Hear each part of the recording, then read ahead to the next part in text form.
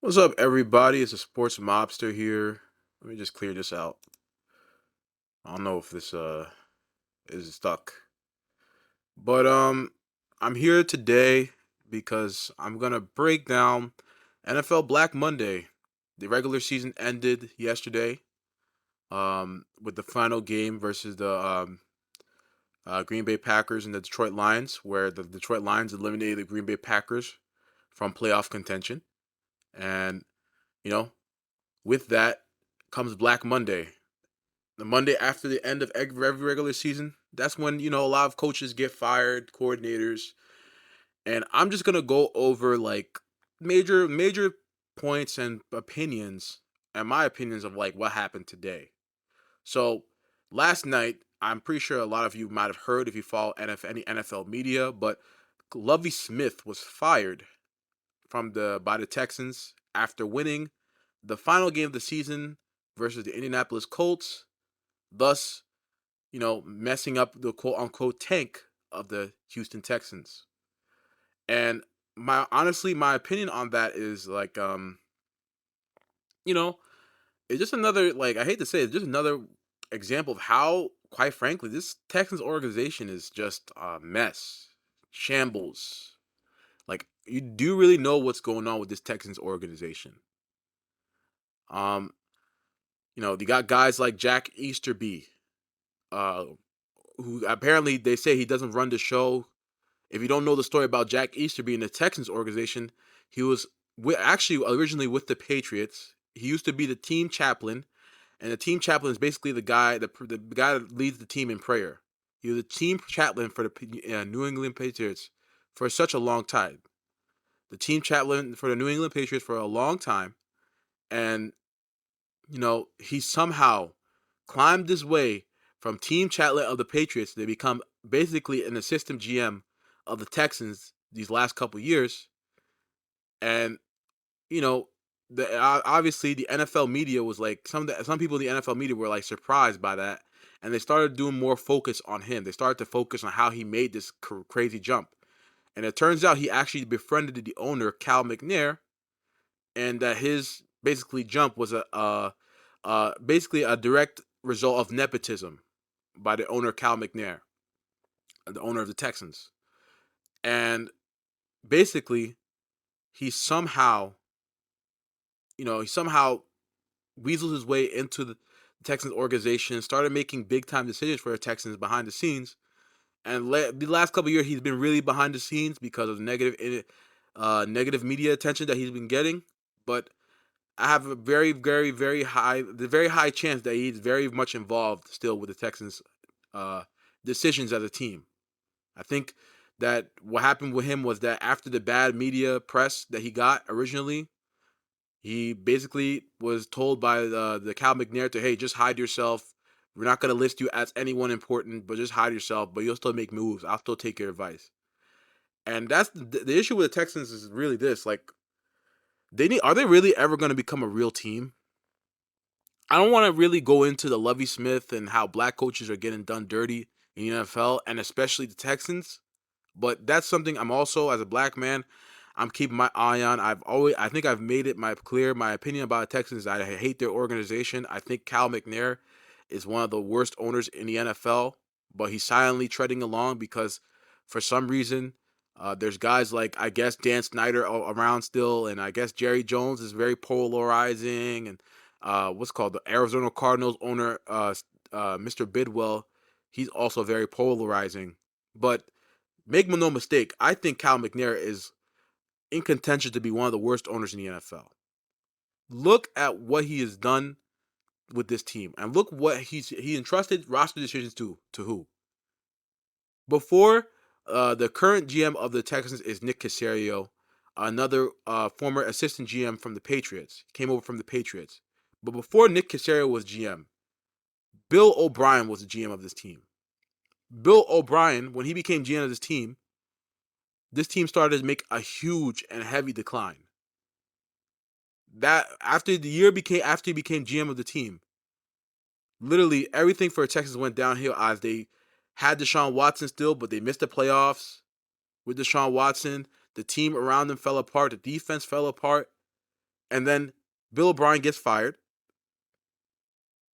Nick Casario is brought in. And Deshaun Watson wants a trade. And from the reports back then said that Deshaun Watson wanted a trade because he was not involved in the roster decisions of the Texans. Mind you, the Texans paid Deshaun Watson a shit ton of money before that season.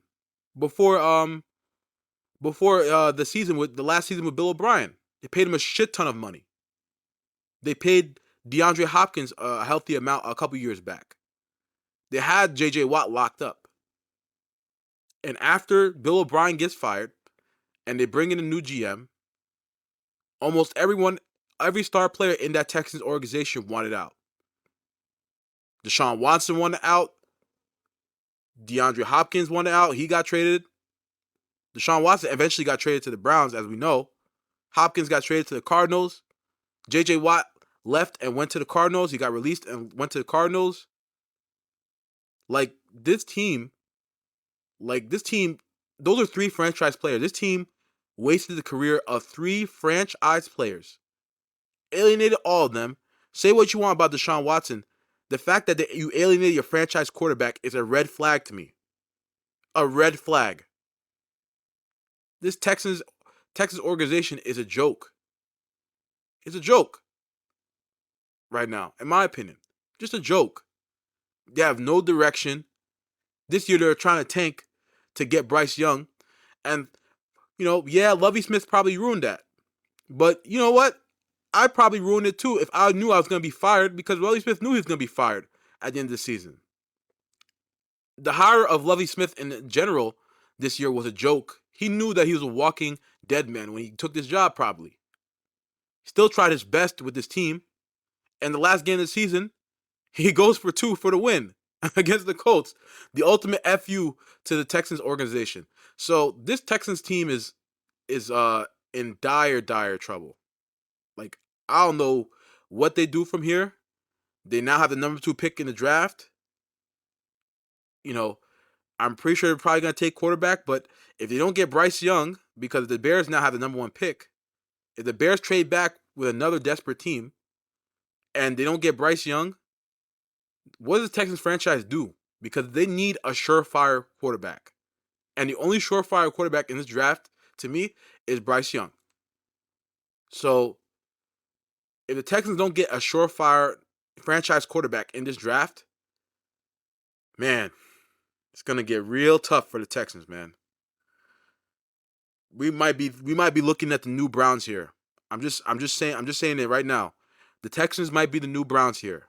The way these last couple years have been going has been very Browns-esque. Owner being stupid, bringing in people that are not qualified to make football decisions. Man, I don't know what the Texans do. So, that's my reaction to the Texans firing Lovie Smith. And now the other major firing of the day is Kliff Kingsbury being fired, along with the Cardinals GM stepping away, Steve Keim. And my opinion on the Cardinals is really, this was well deserved. Kliff Kingsbury was just, what can I say? Possibly the softest head coach in the NFL. I just don't understand why Kliff, the way he became a head coach in the NFL was the first red flag with Kliff Kingsbury. If you look back at Kliff Kingsbury's career, he was a head coach at Texas Tech University, and he coached Patrick Mahomes. He also, in the past, as a coordinator, worked with Kyler Murray at Texas A&M before Kyler transferred to Oklahoma. And my thing with Kliff Kingsbury is he had Patrick Mahomes, who we've now discovered is probably the best quarterback talent we've ever seen. That's kind of like universal with all the football analysts. Patrick Mahomes is one of the best quarterback prospects we've ever seen, or talents we've ever seen. I'm not going to say prospects, but talents we've ever seen. And this guy, Kliff Kingsbury, made Patrick Mahomes look like Jay Cutler, a mix of Jay Cutler and and someone else. Like just not saying Patrick Mahomes was terrible in college, but he made Patrick Mahomes look so volatile in college and didn't even win games with him. Now, he could coach offense, which is why he was brought in to coach offense.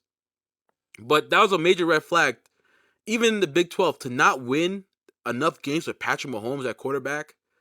That was such a red flag to me. And then the fact of the matter is that because he didn't win, he just got the job because I guess to be a glorified OC.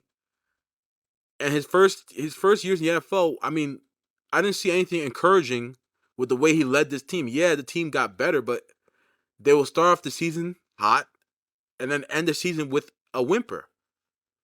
And that's a sign of just not having the toughness, honestly, to get through a full football season, honestly, as a coach.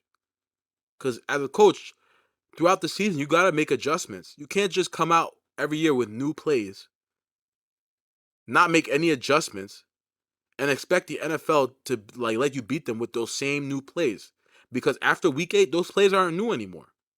You can't come in every year with a bunch of new plays, light the NFL on fire the first couple weeks, like I said, and expect the NFL to not adjust to that. That's just ridiculous. And that's why he got fired. He couldn't make adjustments late in the season. When teams started to adjust to what he did and adjustments he made during the offseason. And the lack of versatility, the lack of maximizing the weapons that he had on this roster, just, getting DeAndre Hopkins and not moving him all over the field, like it's just, a waste. And I have my criticism of Kyler Murray. I think he might be also a soft player as well, but when you have a soft coach and a soft quarterback, this could be the result. This could be the result. The GM, Steve Keim, these last 2 years, if it wasn't for him drafting Kyler Murray in 2019, he probably should have been already gone. And I think him retiring because of health reasons is a weak excuse for him getting really fired or running away. I think he saw everything going downhill with his roster moves, and he said, hey, you know what? I think I'm going to be fired anyway. Let me say I'm stepping away for health reasons. Because both him, Keim, and Kliff Kingsbury signed the extension not even 10 months ago in the offseason. This last offseason, they signed the extension after making the playoffs. So this team is screwed. And I don't know who's gonna be their next head coach, but it better be someone. It better be someone for real. Better be someone that is gonna bring an element of toughness to this team because that's what this team is missing. They have all the firepower and you want in a finesse team, but this team needs some toughness to compete in their division, the NFC West. The NFC West is one of the most physically and mentally tough divisions in the NFL. Most of the teams are really good at running the ball. Seahawks, 49ers, Rams. This is the opportunity now with the Rams regressing and the Seahawks, and kind of in like a transition year with Geno Smith. Even though Geno Smith had a great year this season, this is the opportunity for the Cardinals to Kyler Murray to make his stamp in the NFL. So this next head coach that they hire has to be a guy that brings an element of toughness, of focused game plans, everything you want in a head coach. Because if they don't bring in a head coach that is mentally tough, can make adjustments, and has the team playing physically tough out there, Kyler Murray's career as a Cardinal could be one of the most disappointing careers we've ever seen from a quarterback that got paid an exorbitant amount of money, like he was a top 5 quarterback in this league. Even though I don't think he is. Now, when I get to Kyler Murray this season, even before he tore his ACL, he was disappointing. I thought that from the playoff game last season to now, he's been the way he's conducted himself as a franchise quarterback was poor. From last year's playoff game against the Rams till Basically, he tore his ACL. The way he conducted himself as a franchise quarterback was very poor, and it showed me that this guy is not a mentally tough person, in my opinion. I think, and to survive in the NFL, our quarterback is not just about talent. Talent is like 25% of the equation. Talent is 20. I said, let me not say 25%, 50% of the equation to be a franchise quarterback in the NFL. The other 50% is your mental toughness. I believe your mental toughness is one of the most important things as a quarterback or any player in the NFL, but especially as a quarterback in the NFL. And if you're not mentally tough, if you can't make adjustments, if you can't look yourself in the mirror and say, "Hey, I'm playing like shit," you're gonna sink. You're not gonna make it in the NFL. This league will make a man out of you. This league will make a man out of you. It'll make you cry. It'll make you bleed. You know, you're gonna have to sacrifice in this league. And if you're not willing to do that, it doesn't matter how damn talented you are. You're done. You're not gonna make it, bro. And that's really what I have my opinion on Kyler Murray. Like, you just gotta be better, man. I know Kliff Kingsbury wasn't your type of coach, but you know, you got paid as a franchise quarterback. The Cardinals paid you to be the stabilizing factor here. The fact of the matter that the Cardinals were a terrible team or a bad team before you got hurt is a red flag to me, Mr. Kyler Murray. And I don't know if you'll ever listen to this, but hey, get it together. You're better than this. And apparently you're going to be involved with the head coaching hiring this next head coaching cycle. You know, you better be a good camper, man. I was of the opinion when he tore his ACL that don't be surprised if you see this guy run back to baseball because it might be in him. Even if the new head coach gets hired, don't be surprised if Kyler Murray goes back to baseball. People will say I'm crazy for thinking that, but it's a possibility. But yeah, that's my reaction to the Black Monday firings on the NFL. Both the Texans and Cardinals have a lot of work to do. A lot of work to do. All time low vibes for them. Um, Both these teams need to get it together, or you're in a bad, bad shape.